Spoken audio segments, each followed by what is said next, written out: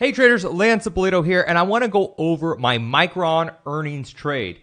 I put on bullish risk reversals, and I'll explain exactly how to do that by the end of the video. So first of all, why Micron?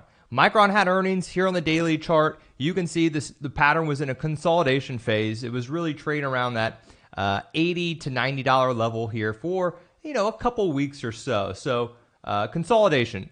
In my opinion, consolidation phases are bullish, especially as the stock is making new highs, and then it consolidates. When do stocks usually break out? On earnings. Higher or lower, stocks usually break out 4 times a year. So I was looking at Micron on a consolidation phase. And what I also noticed was WDC, another semiconductor very similar to Micron in that same sector, was seeing very large option buying. So if a trader is betting on a correlated name to move like WDC, along with Micron reporting earnings, that gave me really good confidence Micron was going to move higher on earnings. Now, I want to disclose, Micron is a widely held stock on mutual funds and hedge funds. Also, it trades a boatload of options a day, easily over hundreds of thousands of options a day, combined with tens of millions of shares a day. So very rarely are you going to see these widely held stocks like a Micron, Nvidia, Apple, Google, Facebook, and Intel and such. They're very rarely going to move greater than the market maker's expected move on earnings.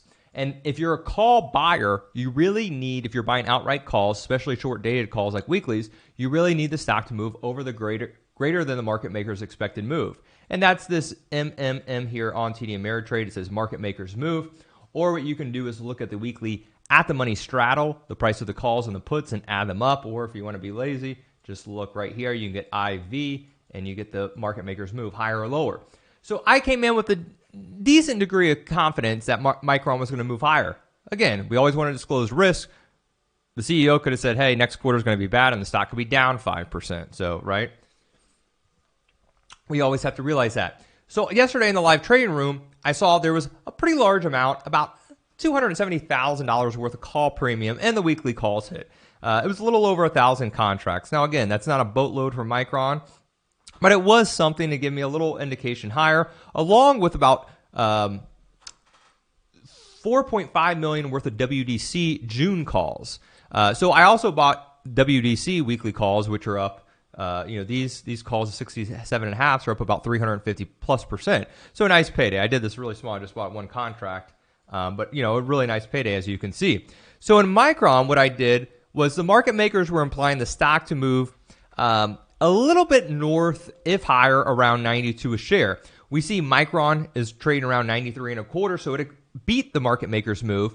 But if you bought outright calls here in Micron that expire, this week, they're only up about 130%, 78%, 65%. And obviously, if you bought out the money calls, they're negative. So yes, you would have made money, but not a great percentage return.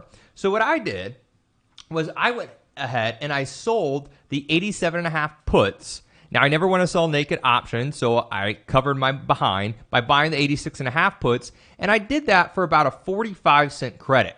So I got $45 per contract, and my max risk on this trade was $55, just if Micron was above 87.5 per share or higher on earnings. So that worked out fine. You can see this bull put credit spread is going to expire worthless, which is good. So I collect my whole $45 per contract.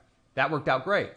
What I also did, because I wanted exposure to the long side, but I didn't want to buy expensive options into earnings.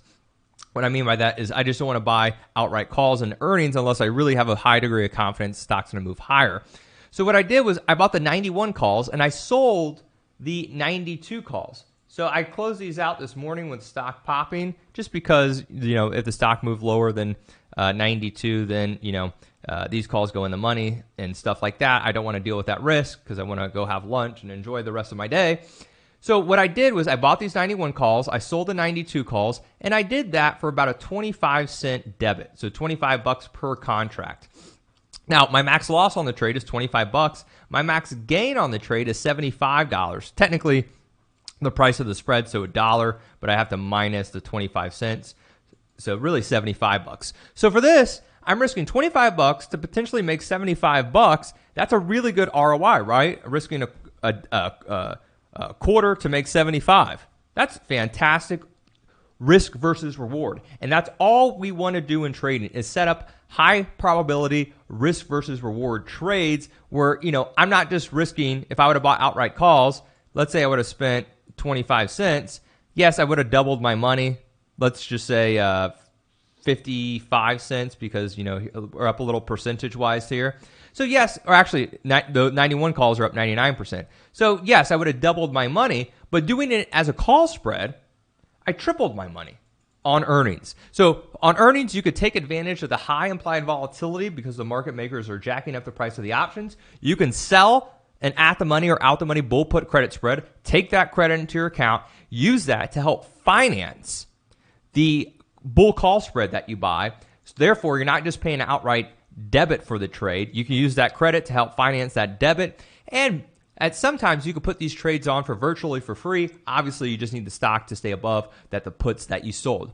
So this is Micron, big win here on earnings, 3x my money overnight, and I still have that bull put credit spread. Actually, I could go ahead and close that out right now if I want. It will cost me probably a penny, literally a penny, if I want. So I'm going to go ahead and close that out. And everyone have a great, fantastic trading day. Like, subscribe, leave a comment, and I'll put more earnings trades on as we get into earnings season, doing it with limited risk and trying to get that big upside reward.